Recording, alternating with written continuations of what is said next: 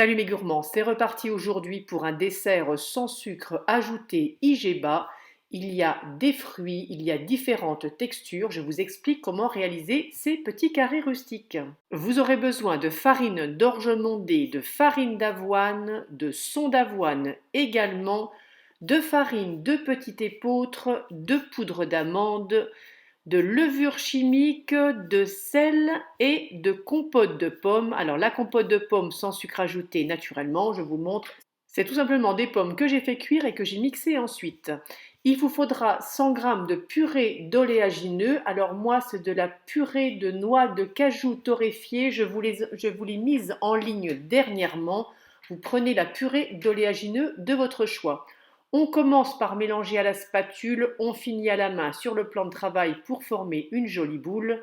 Je vous rappelle que comme à chaque fois, vous trouvez la liste des ingrédients sous la vidéo. Pour apporter un peu de rondeur à la pâte, on va incorporer des cranberries séchés et des baies de goji. Vous pouvez mettre des raisins secs, vous faites avec ceux que vous avez. Et hors caméra, j'ai oublié, j'ai coupé 3 dattes en petites brunoises que j'ai également incorporées à la pâte.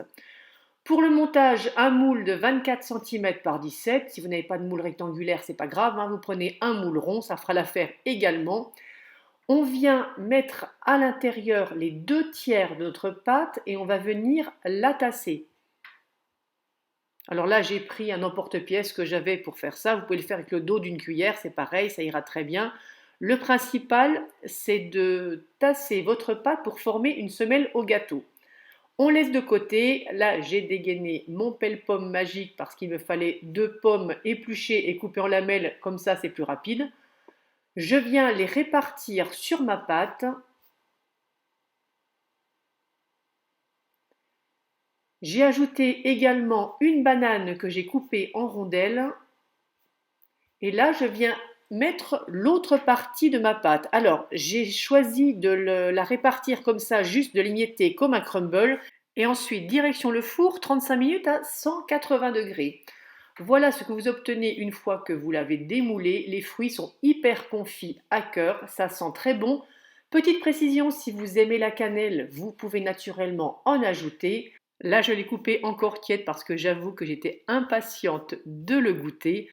Petite astuce, ce gâteau se congèle très bien. Il suffit de le repasser au four à 180 degrés et il est comme si vous veniez de le réaliser. Merci d'avoir partagé ce moment de cuisine avec moi. Je vous dis à très vite pour une prochaine recette. Bisous à tous!